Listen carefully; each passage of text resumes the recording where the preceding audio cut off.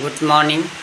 পুৱাতে বন্তিগছি জ্বলাই সমূহ অসমবাসী সমূহ ৰাইজলৈ সেৱা নিৰ্গত দিছোঁ। সকলোৱে মংগল হওক। আজি এতিয়াৰ আমাৰ এই জেঠমাহটো মল্লমাহ বুলি পৰিচিত হৈছে, প্ৰায় ঘোষণা হৈছে যে মল্লমাহ বুলি শব্দটো হৈছে একেটা মাহতে অমাৱস্যাৰ দুটা পৰাকে মল্লমাহ বোলে, বা একেটা মাহতে দুটা পূৰ্ণিমা পৰিলে তাকে মল্লমাহ বুলি কোৱা। গতিকে ইয়াত পূজা পাতল বা কিছুমান নীতি নিয়ম কৰ্ম কৰিব পাৰে। সম্পূৰ্ণ আজি 3 বছৰ আগত সম্পূৰ্ণ শাওণ মাহতে আমাৰ মল্লমাহ পৰিছিলে, তেতিয়াও সম্পূৰ্ণ আমি কৰ্ম কৰিছিলোঁ।